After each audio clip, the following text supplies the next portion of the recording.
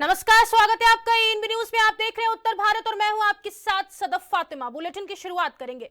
कुलदीप पठानिया ने आज ग्राम पंचायत ढलोग और बगडार में 2 संपर्क सड़कों का भूमि पूजन किया है। इस अवसर पर उन्होंने कहा कि इन सड़कों पर कुल 1 करोड़ 33 लाख रुपए खर्च किए जा रहे हैं, जिसमें धारत गांव के लिए 87 लाख और गगडुना गांव के लिए 86 लाख रुपए खर्च होंगे। उन्होंने ये भी बताया कि हिमाचल प्रदेश सरकार वित्तीय कठिनाइयों के बावजूद सड़क, स्वास्थ्य और शिक्षा की सुविधाएं प्राथमिकता से प्रदान कर रही है। सड़कों का निर्माण कार्य शुरू कर दिया। 40 में लगभग 20-22 सड़कों का निर्माण कार्य पूरा हो गया, यानी 22 के करीब सड़कें बन चुकी हैं और अगली जो 20-22 हैं, जिसमें लगभग 5-7 ही बची हैं, जिसका काम शुरू होना है, जिसमें 2 तो यही हैं जिसका आज हुआ। अन्यथा जो मैंने फरवरी में शुरू की, जनवरी में शुरू की, दिसंबर में शुरू की, वो लगभग जो उनका निर्माण कार्य है वो पूरा हो गया है। आपके सामने तो नीचे मोरनू से कन्याड़का तक आ रही है, तो आप देख रहे होंगे कि अभी फरवरी में शुरू हुई और अभी तो अप्रैल शुरू हुआ है। मार्च और अप्रैल में वो सड़क बन के तैयार हो गई। गांव को संपर्क मार्ग, जिसका जिक्र जो हम पिछली भी यहाँ मीटिंग हुई थी, यहीं चुनाव के दिनों में भी तब भी हुआ था, और इससे पहले भी जितने भी कार्यक्रम हुए उनमें ये जो सड़क है, इस सड़क की मांग प्रमुख तौर पर यहाँ आप सब ने की और आज भूमि पूजन के रूप में आपकी वो मांग जो है पूरी हो रही है। आप सबको बहुत बहुत शुभकामनाएं, बधाई गगडुना गांव के सभी निवासियों को और बाकी भी सबको, क्योंकि अब गड़गुना जाना होगा तो पैदल नहीं, अब जो है सड़क से गाड़ी जाएगी और इस सड़क को बनने में लगभग 47 लाख की राशि जो है, बजट जो है, इसके ऊपर खर्च होगा और विभाग पीडब्ल्यूडी के माध्यम से यह सड़क बनेगी। जैसा आप जानते हैं कि हमने वर्तमान में सारी सड़कों का निर्माण, चाहे वो छोटी सड़कें हों, एम्बुलेंस। नगर परिषद नालागढ़ में सरकार द्वारा मनोनीत 4 नए पार्षदों के शपथ ग्रहण समारोह का आयोजन किया गया है। इस कार्यक्रम में नालागढ़ विधानसभा क्षेत्र के विधायक बाबा हरदीप सिंह ने मुख्य अतिथि के रूप में शिरकत की और सभी 4 पार्षदों को बधाई दी है। शपथ समारोह के दौरान नालागढ़ के एसडीएम राजकुमार ने नव मनोनीत पार्षदों को गोपनीयता की शपथ दिलाई।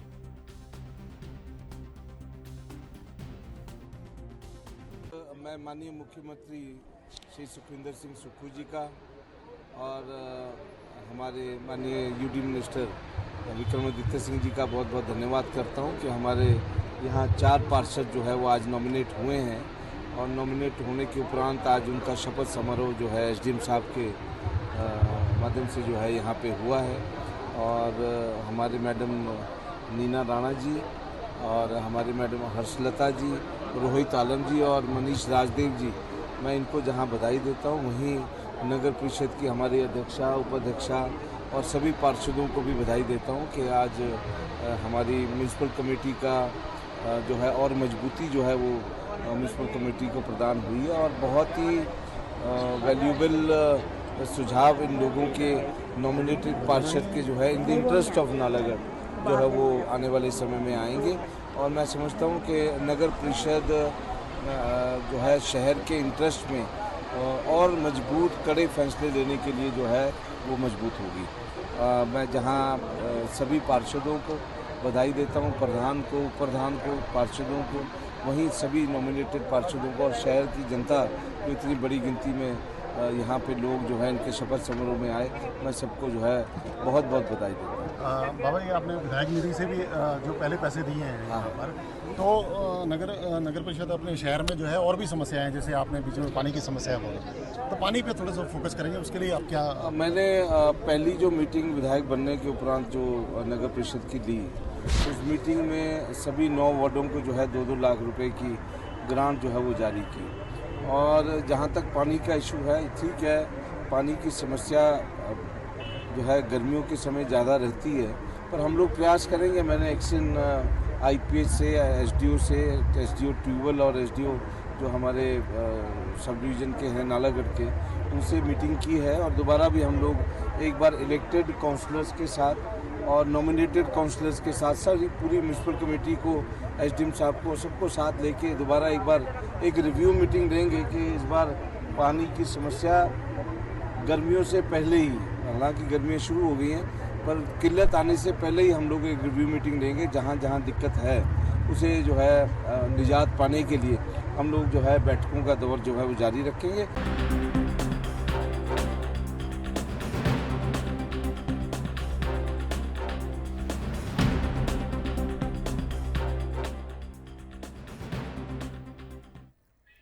हिमाचल प्रदेश के मंडी से सांसद कंगना रनौत ने 11 महीने की देरी के बाद मंडी में दिशा प्रोफेसर डेवलपमेंट कमेटी का गठन किया है। इस पर हिमाचल सरकार के मंत्री विक्रमादित्य सिंह ने कंगना पर निशाना साधते हुए कहा कि कंगना रनौत सांसद की जिम्मेदारियां नहीं निभा रही।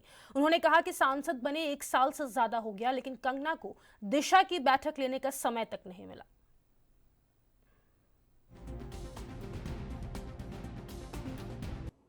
जो वक़्फ़ बोर्ड का अमेंडमेंट संशोधन बिल जो लोकसभा में पास हुआ है, इस पे कांग्रेस पार्टी ने अपनी बात को पूरे स्पष्टता से रखा है।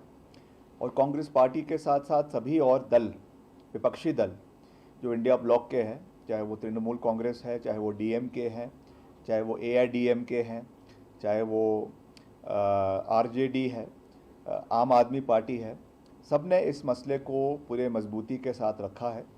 और सब ये चाहते हैं कि रिफॉर्म्स हो, देश आगे बढ़े और उसमें हर तरीके से कार्य हो, मगर पारदर्शिता से होना चाहिए। इस पे बहुत से जो है पॉइंट्स, बहुत से जो विरोधाभास चीज़ें इसमें निकल कर आ रही हैं।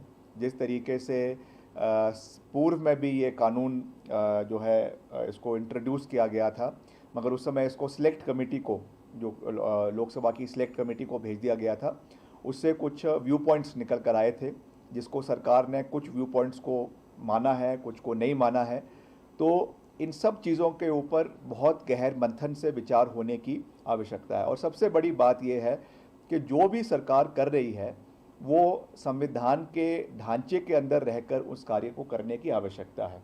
इसमें कुछ ऐसे विषय भी निकल कर आए हैं जो कहा जा रहा है कि गैर संवैधानिक है, तो निश्चित तौर से उसके ऊपर सोच होना चाहिए, मंथन होना चाहिए और रिफॉर्म्स होने चाहिए। उसमें कोई दो राय नहीं है, मगर जो बातें इसमें कांग्रेस पार्टी ने रखी हैं और सभी और दलों ने रखी है, उसके ऊपर सरकार को इसके ऊपर मंथन करना।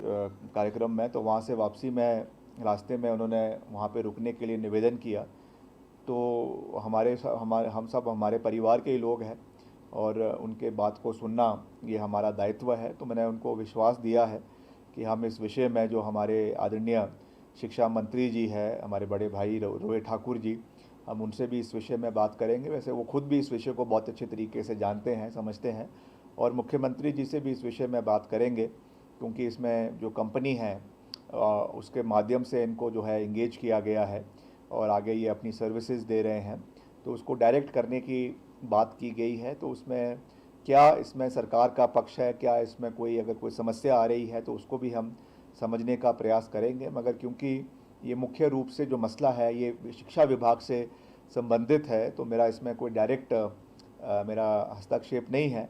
मगर मैं निवेदन, क्योंकि सभी हमारे युवा साथी हैं वहाँ पे, उनने बात रखी है, तो जो उनके जो सेंटिमेंट्स है उसकी हम कदर करते हैं और उनकी आवाज़ को हम निश्चित तौर से शिक्षा मंत्री जी के समक्ष रखेंगे और कोई ना कोई हल इसमें निकालने का प्रयास करेंगे। मुझे विश्वास है कि शिक्षा मंत्री जी भी इसमें सकारात्मक कदम उठा रहे हैं अगर कोई इसमें कोई प्रॉब्लम आ रही है तो कैसे उसको सॉल्व किया जा सकता है, उसके ऊपर भी हम पूरा आगे बढ़ेंगे। तकनीकी शिक्षा मंत्री राजेश धर्मानी ने वीरवार को बचत भवन में अधिकारियों के साथ बैठक कर जिले में चल रही विकास परियोजनाओं की प्रगति की समीक्षा की है। उन्होंने कहा कि हर महीने ऐसी बैठकें आयोजित की जाती है ताकि कार्यों की गति का आकलन किया जा सके और सुधार किया जा सके। मंत्री धर्मानी ने यह भी बताया कि घुमारवीं में डिजिटल यूनिवर्सिटी के लिए बजट पारित किया जा चुका है और इसके लिए भूमि चयन कर निर्माण कार्य जल्द शुरू होगा।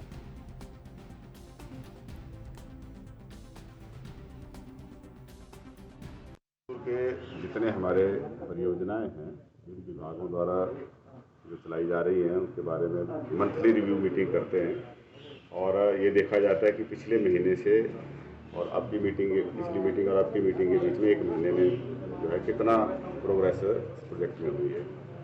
तो ये संतोषजनक है। जहाँ पे कोई कमी दिखती है उसको पॉइंट आउट करते हैं या विभिन्न विभागों के बीच में जहाँ समन्वय बढ़ाने की जरूरत है उसको जो है उसको समन्वय स्थापित करने के लिए कदम उठाए जाते हैं ताकि पेस ऑफ डेवलपमेंट बढ़े और लोगों को शीघ्र अतिशीघ्र जो है इसकी सुविधा मिले। बजट में अनाउंसमेंट हुई है, अब इसकी माइक्रो डिटेल्स बनाने के लिए काम कर रहे हैं और ज़मीन इसके नाम से ट्रांसफ़र करने के लिए जो है कदम उठा रहे हैं और मुझे लगता है कि 6-8 महीने में हम इसको फंक्शनल करेंगे। उत्तरी भारत के प्रसिद्ध शक्तिपीठ मार्कंडे मंदिर में ठेकेदार की मनमानी से स्थानीय लोगों में आक्रोश बढ़ता जा रहा है। माकड़ी मार्कंड पंचायत के प्रधान कमल ठाकुर के नेतृत्व में लोगों ने उपायुक्त बिलासपुर और तकनीकी शिक्षा मंत्री को ज्ञापन सौंपा है। ज्ञापन में आरोप लगाया गया कि मंदिर परिसर का निजीकरण हो रहा है और अतिक्रमण बढ़ रहा है। यदि प्रशासन ने जल्द कार्रवाई नहीं की तो लोग आंदोलन करेंगे। ग्राम पंचायत माकड़ी मार्कंड, हमारे मार्कंड इस स्थल में जो इस IDB बैंक अपना टूरिज्म का जो कॉम्प्लेक्स बना है उसमें जो ठेकेदार है वो अपनी मनमानी कर रहा है।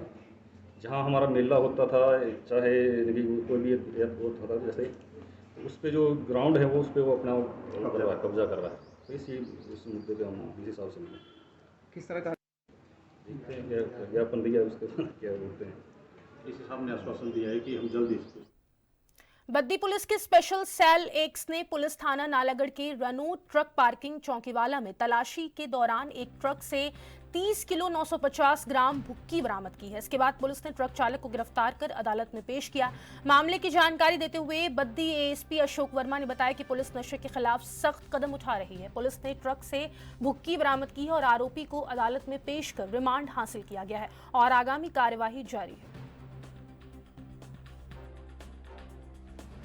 जिला पुलिस बद्दी ने नशे के खिलाफ मुहिम चला रखी है, जिसमें कल अपराध सभा भी हुई है, जिसमें सभी SHOs को डायरेक्ट भी किया गया है कि नशे के खिलाफ जो है अधिक से अधिक कार्रवाई अपने थाना अधिकार क्षेत्र में करें।